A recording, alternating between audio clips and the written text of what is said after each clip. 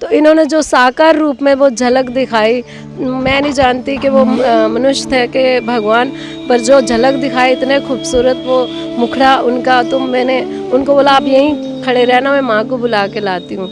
राधे राधे, मैं हूँ सौरभ। वृंदावन में भक्ति के अनेकों अनेक रूप देखने को मिलते हैं। कोई भगवान को अपना पिता मानता है, तो कोई अपने भगवान को लल्ला, तो कोई परमेश्वर। ऐसी एक हमारे साथ श्रद्धालु हैं जो वृंदावन की इन कुंज गलियों में घूमती हुई हमें दिखाई दी। इनसे बात करते हैं। राधे राधे। राधे राधे। क्या नाम है आपका? हमारा नाम राधा रानी है, पर सब हमें मीराबाई के नाम से ही यहाँ जानते हैं, या मीराबाई के नाम से ही पुकारते हैं। वृंदावन में आप कैसे आ गई? कहाँ की रहने वाली हैं? हम ऐसे कटरा में जन्म हुआ मेरा और जम्मू में पली हूँ, और मुझे यहाँ आए हुए 93 में मैंने त्याग किया, घर बार अपने रिश्ते नातों का त्याग किया, और मैं यहाँ पे मतलब 93 में आई थी। तो उसके बाद तपस्या के लिए निकल गई थी, और उसके बाद फिर 2012 में वापस लौटी। इनसे शादी करके द्वारिका में जाकर शादी किया, तो उसके बाद लौटी 2012 में, और 2012 से परमानेंट यहीं पर रह रही हूँ। क्यों त्याग दिया आपने अपना परिवार? जी, इसके पीछे तो बस प्रेम ही है, ये इनका प्रेम, और प्रेम के कारण कहते हैं ना, जैसे कोई अपने प्रीतम के लिए घर भर त्याग देता है जब प्रेम हो जाता है, तो मुझे भी अपने इन प्रीतम से जब प्रेम हुआ तो घर बार त्यागने पड़े, तो त्याग ऑटोमेटिकली हो गया इन प्रीतम के लिए। तो उसके लिए रिश्ते नाते घर भर सब ऑटोमेटिकली त्याग हो जाता है। तो प्रेम में तो इतनी शक्ति होती है कि वो अपने प्रेम के लिए घर बार तो क्या, रिश्ते नाते तो क्या, मतलब सब कुछ त्याग करने को तैयार होता। तो यही स्थिति हमारे साथ हुई। आपको इनसे कैसे प्रेम हो गया? कब हुआ था प्रेम? दरअसल मैं अपनी माँ के साथ रोज़ मंदिर जाया करती थी। मेरी माँ श्रृंगार किया करती थी, क्योंकि हमारे घर के आगे बहुत बड़ा मंदिर, तो माँ ने सेवा ली हुई थी भगवान की, जो श्रृंगार करना, पूरी भगवान के संबंध सारे मांझ के ऐसे चमका कर रखने। तो जैसे पुजारन थी मेरी माँ, तो मेरे से सबसे ज़्यादा प्रेम था। मैं छोटी थी सबसे, तो मेरे को साथ ले जाया करती थी। तो उसी वजह से मैं भी भगवान को देखती रहती थी कि ये क्या श्रृंगार करते रहते हैं, कितना सुंदर सजाते हैं। तो एक दिन मैं बहुत मतलब ध्यान से उनको देख रही थी। मेरी माँ थोड़ा बाहर गई, तो मुझे देखते देखते मैं उनसे बात करने लगी। तो मुझे ऐसा लगा जैसे वो मुझसे देखकर मुस्कुरा रहे हैं, कुछ बात करना चाह रहे हैं। तो मैंने माँ से पूछा था कि क्या ये मुझसे बात करना चाह रहे थे, ऐसे से मुस्कुरा रहे थे, आंखें झुपका रहे थे। तो माँ ने मुझे बोल दिया कि नहीं, अभी नहीं, जब बड़ी होंगी तो तब बात करेंगे। तो इसी तरह से मैं रोज़ जाती थी, तो भगवान की मूर्ति के साथ खड़े होकर अपना मेजरमेंट कर लेती थी कि मैं बड़ी हुई कि नहीं। तो जब मैं इनके जितनी हुई, 13 साल की हुई, तो मुझे लगा कि मैं इनके जितनी बड़ी हो गई। तो मैंने बोला आज तो मैं इनके जितनी बड़ी हो गई हूँ, तो क्या आज तो ये बात करेंगे ना। तो माँ ने टालने के लिए बोला अभी नहीं, अब और बड़ी होंगी तब बात करेंगे। मैंने बोला नहीं, मैं तो घर नहीं आऊँगी, मैं तो बात करके आऊँगी। तो माँ चली गई, लेकिन मैं पूरा दिन इनसे 1 घंटा में ओम नमः शिवाय का जप कर लेती थी। तो फिर देख लेती थी कि ये बात करेंगे कि नहीं। फिर मैंने बोला कि अब अच्छा कितनी देर में बात करोगे। इस तरह करते करते मतलब पूरा दिन निपट गया। तो माँ घर से बुलावा आए कि अरे भोजन तो कर लो। मैंने बोला नहीं, मैं तो बात करके ही आऊँगी। तो जब भगवान 100 गिना, मैंने कहा 100 गिनूंगी, निकल जाना, तो नहीं निकले। इस तरह से मैंने 3 बार 100 गिना। उसके बाद मैंने बोला अच्छा नहीं निकलते, अब देखो मैं क्या करूँगी। तो मैं बहुत ज़िद्दी रही हूँ, तो मैं सिर फोड़ने लगी, निकलना है कि नहीं निकलना। तो इन्होंने जो साकार रूप में वो झलक दिखाई, मैं नहीं जानती कि वो मनुष्य थे कि भगवान, पर जो झलक दिखाई इतने खूबसूरत वो मुखड़ा उनका, तो मैंने उनको बोला आप यहीं खड़े रहना, मैं माँ को बुला के लाती हूँ। तो माँ को बुलाने गई, जब लेके आई तो वहाँ कोई नहीं था। तो मैंने बोला अरे अभी तो यहीं थे। तो माँ बोली ऐसे थोड़ी भगवान मिल जाते हैं, उसके लिए तो बड़े बड़े तपस्या करनी पड़ती है, ठंडे पानी में बैठ के तप करने पड़ते हैं। तो मैं दूसरे दिन ही अपना गड़बी ली, और हमारे घर के आगे नहर बहती थी, तो मैं उसमें ही जाके बैठना शुरू हो गई पानी में, गर्दन सिर बार। तो ओम नमः शिवाय। अब माँ को पता चला रहे कहाँ चली गई सुबह सुबह 4 बजे। तो उन्होंने सबसे पूछा कहाँ गई, तो सबने बोला कि वो नहर की तरफ गई थी। जब देखा तो मैं पानी में उधर जप कर रही थी 12 बजे तक। वो बेचारी माँ देखती रही, अरे इसको क्या हो गया। तो इस तरह करते करते मैंने 3 महीने यही करती रही। फिर माँ ने सोचा ये रोज़ ही पानी में जाके बहती, किसी दिन बह जाएंगी। तो उन्होंने मुझे टालने के लिए कहा कि अरे किसने बोल दिया कि पानी में जप करने से, मैंने तो वैसे ही कहा था। तो वो तो पहाड़ों में लोग जाते थे, जंगलों पहाड़ों में साधु संत, तब वहाँ जाके तपस्या करते थे, तब जाके मिलते थे भगवान। तो मैं कटरा दोबारा वापस कटरा में चली गई और वहाँ बाणगंगा में बैठकर मैं तपस्या करती थी, जहाँ पे गुलशन कुमार जी का आज लंगर है लगता है, तो वहाँ तप करने लगी। तो इसी तरह से मतलब एक साधन में मेरे मन में ये था कि भगवान कहाँ रहते हैं, सब कहते हैं वृंदावन में रहते हैं। तो अब मैं तड़पने लगी कि प्रभु किसी को तो भेज दो, मुझे पता नहीं है वृंदावन कहाँ है, मैं जाना चाहती हूँ वृंदावन। तो मिल गई थी आपको भगवान तपस्या के बाद? तो जी हाँ, मुझे जो ब्रह्म ज्ञान हुआ वो तो देखो, वो शक्ति आत्मा है, एक लाइट रूप है। तो मुझे ये था कि नहीं, मुझे वो रूप नहीं, मुझे तो साकार रूप वही देखना जो मैंने देखा था। तो उसके लिए भगवान ने बोला कि आपको और इंतज़ार करना पड़ेगा 2012 तक। तो क्या करोगी इंतज़ार? मैंने बोला अरे जहाँ इतना किया है तो वहाँ और करूँगी। तो इसी तरह से एक जरिया बना। सबसे पहले तो ये कृपालु महाराज जी जो हैं, इनके ही पार्षद जो ब्रिज कंकर हैं, वो वहाँ पर गए प्रवचन के लिए, तो ये लेके आए संगत। आप यहाँ आ गई, कितने वर्ष पहले यहाँ पर आ गई? मैं 1993 में आई थी, तो वो लेके आए मनगढ़ में। तो मैं मनगढ़ में जाके, तो जबकि उन्होंने मेरे को पहली बारी मैं गई थी, हमें पता भी नहीं था कि मतलब इस विषय में इतना कुछ ज्ञान नहीं था। तो उन्होंने बोला मीरा गायन करेगी। तो ये कृपालु महाराज जी ने पहली बारी ये नाम दिया था कि मीरा गायन करेंगी। तब मैंने स्टेज पे गायन किया, एरी मैं तो प्रेम दीवानी मेरा दर्द ना जाने कोई। उस समय मेरे हाथ में एक तारा होती थी। तो जब बहुत वैराग में मैंने गाया तो वो कहते नहीं, इसको मीरा नहीं, इसको राधा बना दो। तो दूसरे दिन राधा बनाया गया। कौन सा भजन गाया था आपने, सुना दीजिए। उस समय हमने गाया था, एरी मैं तो प्रेम दीवानी मेरा दर्द न जाने कोई, ना मैं जानू आरती बंधन, ना पूजा की रीत, मैं अनजानी तोरी दरस दीवानी मेरी पागल प्रीत। शादी इनसे कब की थी, कहाँ की थी? जी इसी तरह जब मैं वृंदावन में आई तो मनगढ़ में वो लेके गए थे। फिर मैं पूछूं कि कन्हैया तो यहाँ नज़र नहीं आ रहे। मुझे ये था कि जैसे मनुष्य की तरह होते हैं साकार रूप में, तो मैंने कहा यहाँ तो नज़र नहीं आ रहे। सब ने बोला अरे वो तो वृंदावन में होते हैं। तो यहाँ वृंदावन में आई तो यहाँ आके मैं ढूंढूं, अरे और मैंने बोला, सबको पूछा अरे कन्हैया कहाँ रहते हैं? किसी ने बोला बांके बिहारी में। तो अब मुझे ये था कि वो असली वाले जो चलते फिरते हैं वो यहाँ रहते हैं। तो मैंने एक मटकी ले ली, उसमें माखन भरवाया और बांसुरी ले ली कि उनको तो यही पसंद है, बांसुरी और माखन। अब मैं सबसे आगे जाके ना लाइन के आगे चली गई, बिल्कुल दरवाज़ों को पीटने लग गई, कन्हैया दरवाज़ा खोलो ना, देखो कौन आया है देखो। क्योंकि मैं भाव में थी, मुझे तो यही था कि असली वाले यहाँ वृंदावन में रहते हैं। तो सच्ची में जब दरवाजे खुल गए तो मैं एक साइड पर खड़ी हो गई, रश बहुत था, भीड़ थी। अब मैं सोच रही हूँ कि मैं किसी को मैसेज दे देती हूँ कि वो बाहर आ जाएंगे मिलने के लिए। तो एक पंडित जी आए, मैंने बोला पंडित जी इधर आओ। तो पंडित जी कहते क्या? मैंने बोला पंडित जी कन्हैया को जाके ना मैसेज दे देना कि राधिका ना जम्मू से मिलने आई हैं, तो वो समझ जाएंगे। तो वो बहुत सारे पंडितों को लेके आए। उन्होंने बोला अरे कोई है पंडित, तो कन्हैया नाम का कोई पंडित है? कोई कन्या बाहर खड़ी है। उन्होंने सोचा कि किसी पंडित के लिए मैंने इस तरह का मैसेज दिया है। तो वो कहते हैं अरे कन्हैया नाम का तो यहाँ कोई नहीं रहता है। तो जब वो आए कहते हैं यहाँ कोई कन्हैया नाम तो कोई नहीं रहते। मैंने कहा सब तो कह रहे थे कि वो वृंदावन में रहते हैं और बांके बिहारी में रहते हैं, तो फिर अगर यहाँ नहीं रहते तो फिर कहाँ रहते हैं? वो कहते हैं अरे आपके रिश्तेदार हैं, आपको पता होना चाहिए। मैंने बोला अरे मेरे रिश्तेदार कहाँ, वो तो सबके ही रिश्तेदार हैं। तो वो बोलने लगे अरे किन की बात कर रही है? मैंने कहा वही जो माखन खाते हैं, देखो तो मैं इतनी बड़ी मटकी लेके आई हुई हूँ माखन की।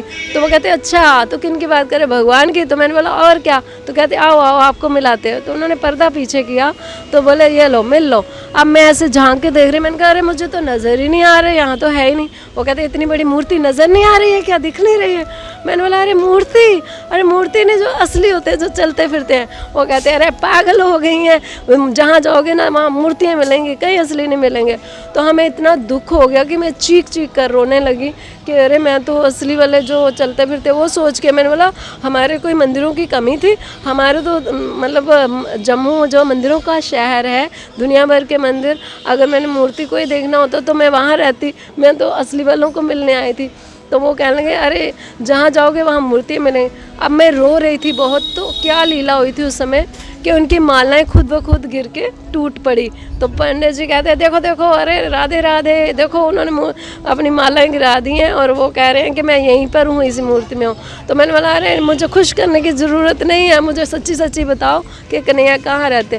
फिर एक बुज़ुर्ग थे, उन्होंने मुझे देखा तो वो कहते बेटा आप सच में ही कन्हैया से मिलने चाहते हो?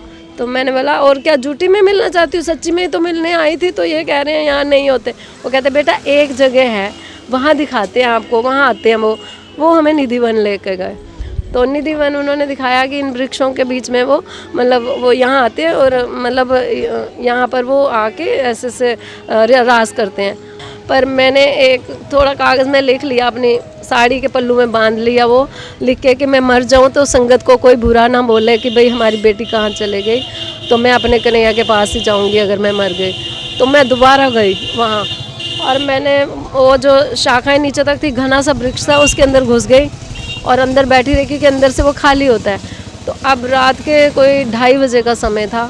2:30 बजे का समय मैं क्या देखती हूँ, वही लीला थी कि मैं जड़ भरत की तरह हो गई कि जब वो रात के 2:30 बजे उन्होंने दर्शन दिया है, मतलब जितने वृक्ष थे वो गोपियाँ बन के नृत्य हो रहा है। आप रुक गई थी, देखा था आपने? जी हाँ, बस वही समय वो जो उनका साकार रूप पुनः देखा तो मतलब मेरे मुख से यही निकल रहा था कि अरे कन्हैया मुझे छोड़ के मत जाना, मुझे छोड़ के मत जाना, यही निकल ही जा रहा है। तो वो कहते हैं अरे छोड़ के कहाँ गए हूँ, तुम्हारे पास ही तो रहता हूँ। मैंने बोला कहाँ, दिखाई तो देते नहीं हो और आप कहते मेरे पास। वो कहते आपके दिल में रहता हूँ। मैंने बोला दिल तो इतना छोटा सा होता है, उसमें कैसे घुस सकते हो? तो वो मैंने बोला दिखाओ मुझे तो मैंने कहा इतने से छोटे से दिल। फिर जब ये तीसरा नेत्र खोलते हैं तो दिखाते क्या मेरे अंदर तो क्या वो कण कण में मतलब चींटियों में, जानवरों, पक्षियों में वही उनका साकार रूप, मतलब सबके अंदर वही आत्मा। जब देखी तो मैं बेहोश होके मतलब बिल्कुल बेहोश होके गिर गई। तो बस उसके मतलब वही हाल हो गया मेरा कि मैं चींटियाँ भी देखती थी ना तो मैं एकदम मतलब कदम ऐसे रखती थी फांद फांद के, तो लोग सोचते थे मेरा पागल हो गई है, ये दीवार पे देखती थी वही नज़र आते। मैंने दीवारों के गले लगने लग जाना, पेड़ों के गले लगने, क्योंकि वो मुझे हर जगह वो चींटी भी नज़र आती थी तो वही नज़र आते थे, तो मैं गले लगने लग जाना। तो वो सोचते थे अरे जानवरों के भी जैसे गैया देखनी है ना, तो उनके गले लगने लग जाना। कब थामा था आपका? वही 2012 में ही जब मैंने पंडितों को कहा कि मैं शादी करने आई हूँ, तो वहाँ वो बोले कि यहाँ शादी नहीं होने देंगे, यहाँ शादी हमारे द्वारकाधीश नहीं शादी करते। तो मतलब और मेरा दिल टूट गया कि हे प्रभु, अब ये लोग तो कह रहे हैं कि शादी नहीं होने देंगे, ऊपर से मेरा पर्स भी चोरी हो गया। तो मैंने कहा अब तो शादी हो नहीं सकती, जबकि देखो आप खुद ही देखो कि इतनी दूर से चल के आई हूँ, अगर आप मेरा हाथ नहीं थामोगे तो कौन थामेगा। तब द्वारकाधीश जैसे ही ये आए हैं, इन्होंने वो लीला दिखाई, मेरे शरीर में आके प्रकट हुए हैं और आके फिर पंडितों को चैलेंज देने लगे कि यहीं बैंड बजेंगे, यहीं बारात आएगी, तुम्हारा बाप आयो धरती पर, राक्षसों यहाँ देखो कौन खड़ा हूँ। अब उनको कैसे दिखाई देगा, वो तो नारी का शरीर देख रहे हैं, क्योंकि उसके लिए तो दिव्य दृष्टि चाहिए देखने के लिए। तो वो तो देख रहे थे ये मीरा आई हैं, कोई ये मीरा इस तरह से बोल रही हैं। मीरा नहीं बोल रही थी, इनका बाप मोहन बोल रहा था, लेकिन जिसको ये समझ नहीं पा रहे थे। तो इन्होंने चैलेंज दिया यहीं बैंड बजेंगे, यहीं बारात आएगी। तो मतलब बहुत लंबी दास्तान है जिस तरह से मेरी वहाँ पे शादी हुई। पहले मीरा रूप में हुई, वो भी मतलब किसी की शादी में हुई, फिर राधा रूप में हुई, वो रथ इस्कॉन में गया। तो उनकी अलग अलग कहानी, मतलब बहुत विचित्र लीलाएं हैं। तीसरी बार जब रुक्मिणी रूप में हुई, फिर ऐसी शादी थी ना, मतलब पंडित देखते रहे, वहीं तीन रथ आगे, 3 ही बैंड वाले आगे, 3 शहरों की जैसे बारात आ गई। पूरा मंदिर द्वारिका जो है वो पूरा मंदिर भर गया था, बैंड बज रहे हैं, रथ आ रहे हैं, बारात इतनी बड़ी। और मैं वहाँ जाके देखा मैंने कि अरे कन्हैया ये किसके बैंड है? कन्हैया कहते ये तुम्हारे ही सब लोग कहते हैं कि भाई तुम्हारे ही बैंड आए हैं तुम्हारे लिए, और आपके लिए ये मीरा के लिए बैंड आए होंगे, मीरा के लिए ये बारात आई हुई। शादी हो गई थी वहाँ पर? वहाँ से बारात निकली, हाँ जी, और रुक्मिणी मंदिर में बारात गई। तो रुक्मिणी मंदिर वालों ने वो शादी करवाई। तो रुक्मिणी मंदिर वाले जानते हैं, आप कभी वहाँ जाओ तो रुक्मिणी मंदिर वाले पंडित जी जो हैं उनसे पूछिए कि किस तरह से मतलब इतनी बड़ी वो शादी थी। जो लगन है वो वहीं पर, जो फेरे हैं वहीं पर हुए रुक्मिणी मंदिर में, तो प्रॉपर शादी हुई। देखो असल में क्या है, लीला तो आज के युग में भी हो रही हैं, उसके लिए देखने के लिए अब अज्ञानता जो है, जो ब्रह्म ज्ञानी नहीं है तो उनको तो लगेगा ये कौन सी कन्या आई है या ऐसा इनके साथ ऐसा क्यों हो रहा है, उनको जलन हो जाएगी। जो भक्त हैं वो खुश होते हैं, जो दुष्ट हैं तो उनको तो उस युग में भी क्रोध आता था कि ये कौन भगवान आए थे, तो कंस कहता था कि ये दुष्ट ही, उनको तो राक्षसी नज़र आते थे कृष्ण जी भी। तो इसी तरह से आज के युग में भी ऐसी ऐसी लीला चल रही है भक्तों के साथ कि जो भक्त हैं वो हमसे बहुत प्रेम करते हैं, यहाँ आते हैं और मिलते हैं, बड़े खुश होते हैं। ये बताइए इनका क्या शेड्यूल है, सुबह से लेकर क्या करती हैं, क्या भोजन पे करती हैं? हाँ जी, दरअसल मैं सुबह इनको सारा तैयार व्यार करके और फिर पूजा पाठ करके मैं निकल जाती हूँ भागवतों के लिए।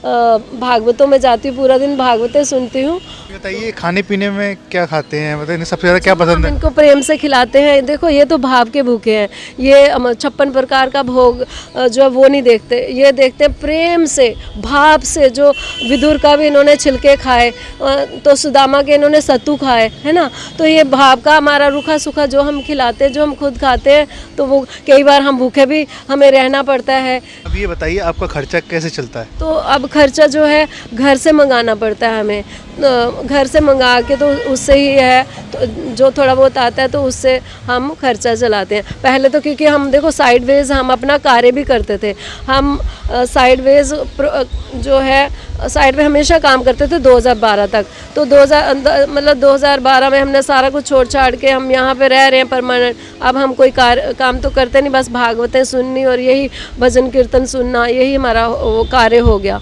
ये बताइए आप श्रृंगार कैसे करती हैं, कितना टाइम लगता है, कौन करता है आपको श्रृंगार? जी मैं खुद ही श्रृंगार करती हूँ।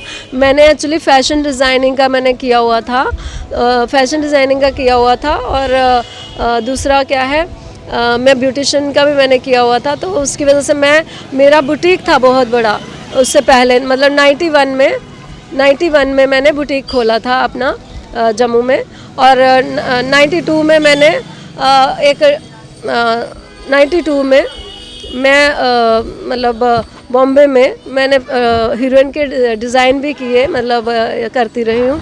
तो 93 में मेरा त्याग हो गया। इसलिए श्रृंगार आप इतना सुंदर कर लें? जी श्रृंगार मैं खुद ही करती हूँ और डिज़ाइनिंग भी मैं अपनी खुद ही करती हूँ।